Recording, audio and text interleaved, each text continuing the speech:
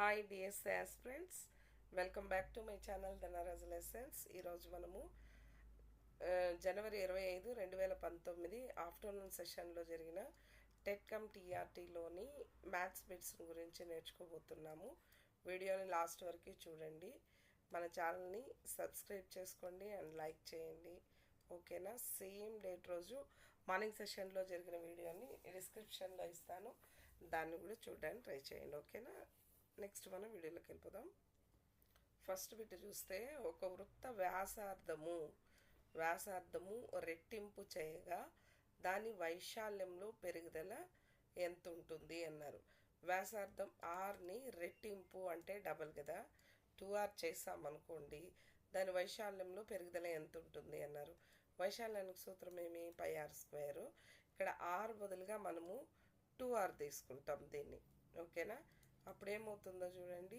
2r² అంటే పై 2 2 4 కదా, 4r² అంటే ఈ πr² అనేది వృత్త వైశాల్యానికి సూత్రం. దీనికి ఎన్ని రెట్లు ఉంది? ఇక్కడ 4 రెట్లు పెరిగింది మనకి, కాబట్టి సెకండ్ ఆప్షన్. అర్థమైంది కదా? r బదులుగా 2r తీసుకొని దీన్ని ఇందులో ప్రతిక్షేపించామంటే మనకి ఇక్కడ 4 రెట్లు పెరిగిందనమాట. ఓకే, నెక్స్ట్ బిట్ చూడండి. ఒక దీర్ఘఘనం యొక్క వెడల్పు పొడవు x సెంటీమీటర్లో సగం ఉంటుంది మరియు ఎత్తు పొడవుకు రెట్టింపు ఉంటే ఆ దీర్ఘఘనం యొక్క ఘనపరిమాణం ఎంత అని అన్నారు. ఇక్కడ దీర్ఘఘనం మీకు ఐడియా ఉంది కదా, ఈ విధంగా అనమాట. దీర్ఘచతురస్రాకారంలో ఉండే ఒక పెద్ద బాక్స్, ఇప్పుడు బీరువా అనుకోండి, ఫ్రిడ్జ్ అనుకోండి, అలాంటిది. ఇక్కడ వెడల్పు అనేది పొడవు ఎక్స్లో సగము అన్నారు. ఇప్పుడు ఇది పొడవు కదా, పొడవు వచ్చి ఎక్స్ అనుకున్నాం అనుకోండి, ఇక్కడ పొడవు ఎక్స్ కదా, వెడల్పు అనేది ఏమన్నారు? ఇందులో సగం అన్నారు. ఇది వెడల్పు. ఓకే, ఇందులో సగం ఉంటుంది. మరి ఎత్తు పొడవుకు రెట్టింపు అంటే ఈ పొడవుకి డబుల్, ఇది ఎత్తు. ఓకే, డబుల్ అనమాట. ఉంటే ఆ దీర్ఘఘనం యొక్క ఘనపరిమాణంను కనుగొనండి అన్నారు. ఘనపరిమాణానికి సూత్రం ఏమి? మనకు తెలుసు కదా, LBH. ఓకే, పొడవు ఇంటూ వెడల్పు ఇంటూ ఎత్తు అని. ఇక్కడ పొడవు వచ్చి ఎక్స్, వెడల్పు x/2, ఎత్తు వచ్చి 2x. ఇప్పుడు ఇక్కడ 2 క్యాన్సిల్ అయిపోయింది. x into x into x అంటే x³. ఎక్స్లు 3 ఉన్నాయి కదా, x³. Third option. Video lengthy అయినా పర్లేదు, మీకు అర్థం అవ్వాలని నీట్గా ఎక్స్ప్లెయిన్ చేస్తున్నాను. వీడియోని లాస్ట్ వరకు చూడండి. ఓకే, ఇక్కడ సమాంతర చతుర్భుజంలో భూమి మరియు ఎత్తుల నిష్పత్తి 4:5 అన్నారు. అంటే ఇది వచ్చి భూమి, ఇది ఎత్తు. ఈ విధంగా ఉంటే దాని వైశాల్యం 720 అయినా ఎత్తు ఎంత అన్నారు. ఇక్కడ చూడండి, భూమి ఎంత అనుకుంటాం? 4x, ఎత్తు 5x అనుకుంటాం. ఇక్కడ వైశాల్యం ఇచ్చారు అంటే మనకు తెలుసు సమాంతర చతుర్భుజం యొక్క వైశాల్యం సూత్రం ఏమి? BH అంటే 4x ఇంటూ 5x. దీన్ని ఇక్కడ ఆల్రెడీ వీడు ఎంత ఇచ్చాడు? 720కి ఈక్వల్ చేస్తాం. ఓకే, ఇప్పుడు 4 5ల 20, x ఇంటూ x² అంటే 20x² equal to right side ఇంత ఉంది. ఇక్కడ 0 క్యాన్సిల్ చేస్తున్నా, 2 1ల, ఇక్కడ వచ్చి 2 3ల 6 కదా, మళ్ళీ 1 మిగులుతుంది, 12 అవుతుంది. 2 6ల 12 అంటే 36. x² వాల్యూ ఎంత? 36. 36 అంటే 6² కదా, లెఫ్ట్ సైడ్ x² ఉంది. ఈ స్క్వేర్ క్యాన్సిల్ అయిపోతే మనకి x వాల్యూ 6 వచ్చింది. x వాల్యూ ఎంత వచ్చింది? 6. ఇక్కడ ఏం కనుక్కోమన్నారు? ఎత్తు కనుక్కోమన్నారు. ఎత్తు అంటే ఇక్కడ ఏమి? 5x కదా, 5 ఇంటూ x అంటే 5 ఇంటూ x అంటే 6 కదా, 5 6ల 30. So first option. Okay, next bit చూడండి. రవి ఒక టీవీని వ్యాట్తో కలిపి 28,860కి కొన్నాడు. దాని వాస్తవ ధర వచ్చి 26,000. అయితే దానిపై విధించిన వ్యాట్ రేట్ ఎంత. ఇక్కడ వ్యాట్ అంటే ఏమీ లేదు, వాల్యూడ్ యాడెడ్ టు ట్యాక్స్ అని, అంటే ట్యాక్స్ అని. వ్యాట్ అంటే ట్యాక్స్. ఇక్కడ మనం ట్యాక్స్ రేట్ ఎంతో కనుక్కోవాలి. దీనికి ఫార్ములా ఏమి అంటే వ్యాట్ కనుక్కోవాలి బై అసలు రేటు ఇంటూ 100. దీన్ని కనుక్కుంటే చాలు. ఇప్పుడు మనకి వ్యాట్ ఎలా తెలుస్తుందో చెప్పండి. ట్యాక్స్ వ్యాట్ ఎలా తెలుస్తుంది? ఇక్కడ వ్యాట్తో కలిపి ఇంత ఇచ్చారు కదా, అంటే ఈ 28,860లో నుంచి అసలు రేటు తీసేస్తామనుకోండి, అప్పుడు ఎంత ట్యాక్స్ అనేది మనకు తెలుస్తుంది కదా. 0682 అంటే ఎంత వ్యాట్? 2860. దీన్ని తీసుకెళ్ళి ఇందులో ప్రతిక్షేపించుకుంటాం. ఓకేనా. ఇక్కడ దీని బదులు రాస్తున్నా 2860 బై అసలు రేట్ ఎంత? 26,000 ఇంటూ 100. దీన్ని సింప్లిఫై చేసుకున్నామంటే చాలు, మనకు కావాల్సిన వ్యాట్ రేట్ అనేది వచ్చేస్తుంది. ఓకే. ఇక్కడ చూడండి, 0 0 క్యాన్సిల్, ఇక్కడ 2 సున్నాలు, ఇక్కడ 2 సున్నాలు క్యాన్సిల్ చేస్తున్నా. ఇక్కడ 26 ఒకట్ల, ఇక్కడ 26 ఒకట్ల 26 పోతే 28లో 26 పోతే మళ్ళీ ఇక్కడ 2 మిగులుతుంది, ఇక్కడ 6 ఉంటుంది.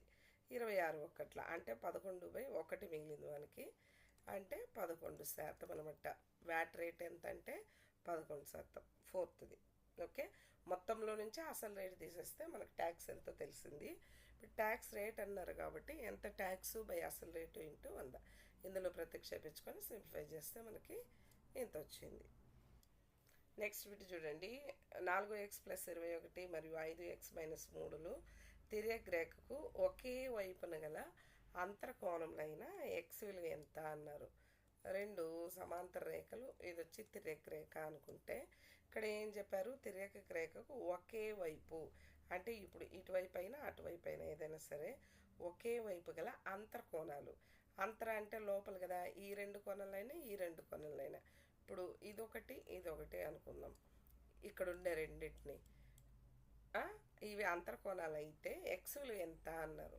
ఇప్పుడు చూడండి, ఇది వచ్చి 4x + 21 అనుకుంటే, ఇది 5x - 3 అనుకున్నాం అనుకోండి.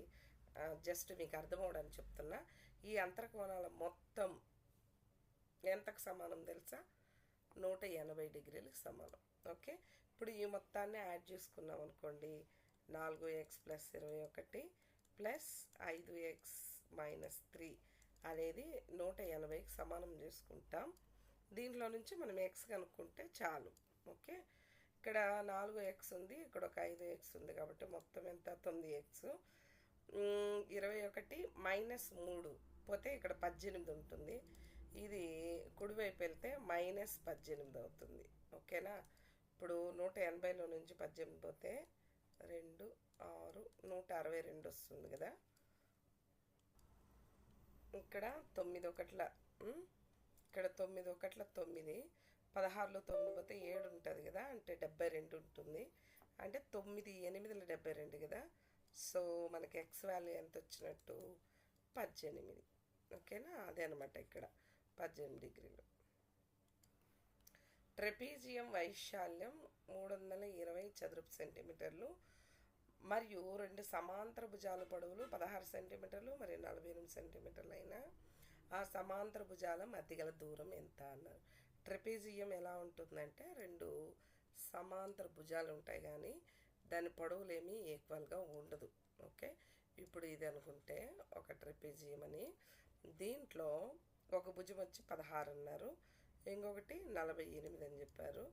వీటి మధ్య దూరం కనుక్కోవాలి మనం, హెచ్. ఓకే. ఇక్కడ వైశాల్యం వాళ్ళే ఇచ్చారు. ట్రెపీజియం వైశాల్యానికి సూత్రం ఏమి అంటే ½ h × a + b.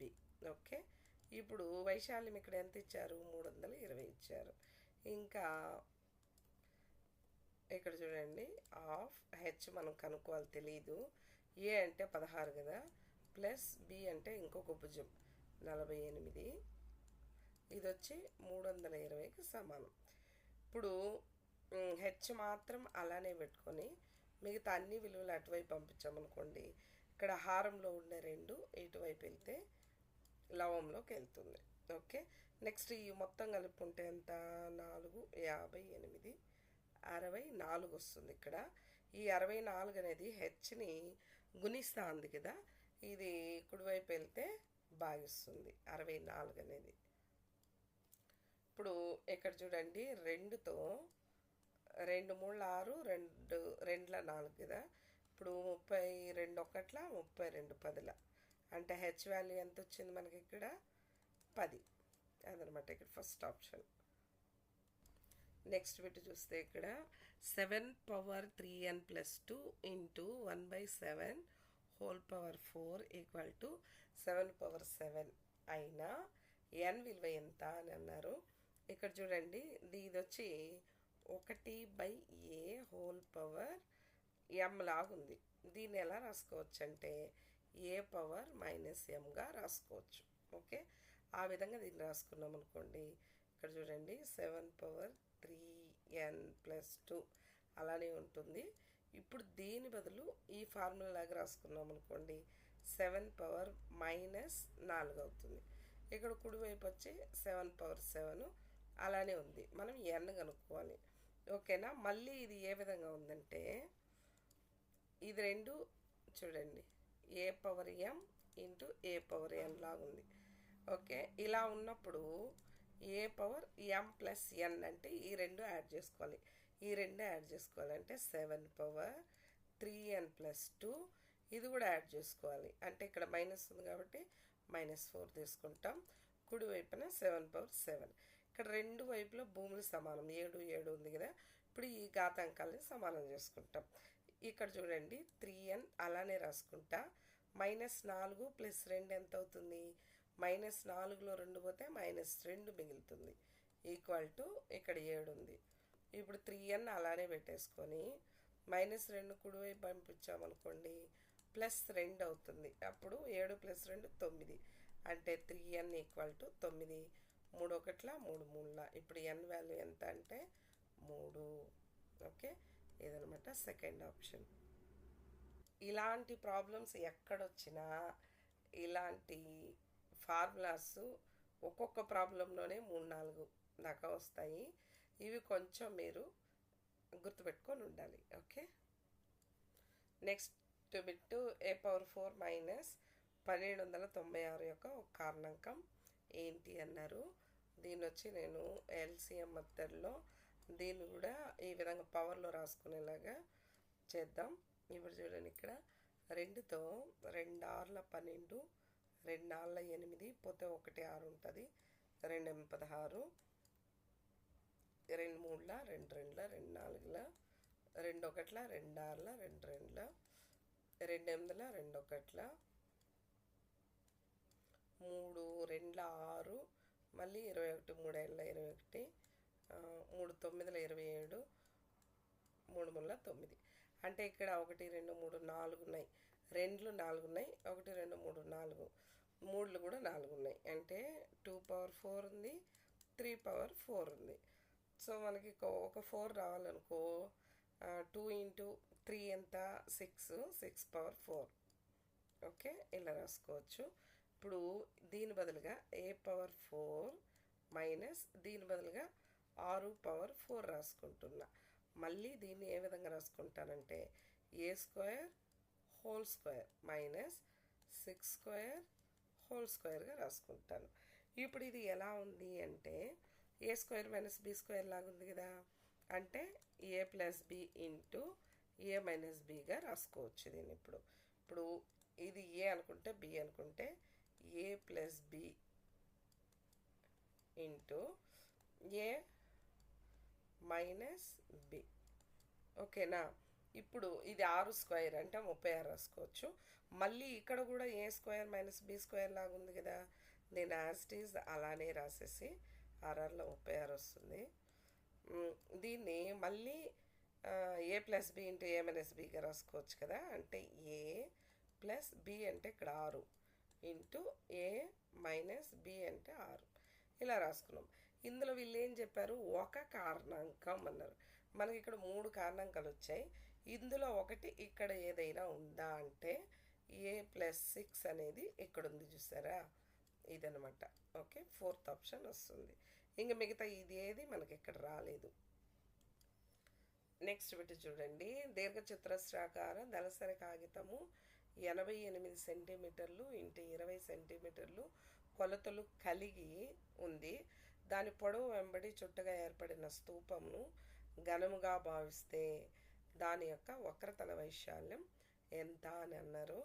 ఇక్కడ చూడండి, ఈ విధంగా ఉందంట ఒక దళసరి కాగితం. దీనిలో 88, 20 సెంటీమీటర్, ఇది పొడవు ఇది వెడల్పు అనుకుంటే, ఇక్కడ వీళ్ళు ఏం చెప్పారు, ఈ పొడవు వెంబడి దీన్ని ఒక స్తూపంలాగా చుట్టేస్తే దాని యొక్క వక్రతల వైశాల్యం ఎంత అన్నారు. ఇక్కడ చూడండి, దీన్ని ఈ పొడవు వెంబడి చుట్టామనుకోండి, ఇది ఒక స్తూపంలాగా ఏర్పడుతుంది ఇట్లా. అంటే ఈ 88 అనేది దీని యొక్క భూపరిధి అవుతుంది అనమాట. అంటే 2πr అవుతుంది. ఇది 88 అనేది. ఓకే, ఇక్కడ ఉంది చూసారా వెడల్పు, అది వచ్చి హెచ్ అవుతుంది అనమాట. ఇక్కడ 20. ఓకే, ఇక్కడ వక్రతల వైశాల్యానికి సూత్రం ఏమి అంటే 2πrh. ఇక్కడ 2πr వాల్యూ మనకి ఇక్కడ ఎంత వచ్చింది, 88 కదా. ఈ వాల్యూ వచ్చి 88 ఇంటూ హెచ్ అంటే ఇక్కడ వెడల్పే, ఇక్కడ హెచ్ అయ్యింది 20. ఇప్పుడు ఈ రెండు గురించామంటే 2 16, 2 16 ఒకటి 17, ఇది 0, ఇంత వచ్చింది. అర్థమైందా? డైరెక్ట్గా దీన్నే కూడా మనము గురించి వేసేయచ్చు, కానీ మీకు అర్థం అవడానికి ఇలా చెప్పాను. అంటే ఇలా ఉండేదాన్ని స్తూపంలాగా చేశారు.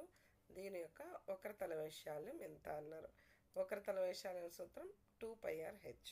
ఓకే, ఇది 2πr అయింది, ఇది హెచ్ అయింది. దాన్ని గుణిస్తే మనకి సెకండ్ ఆప్షన్ వచ్చింది. నెక్స్ట్ బిట్ చూడండి.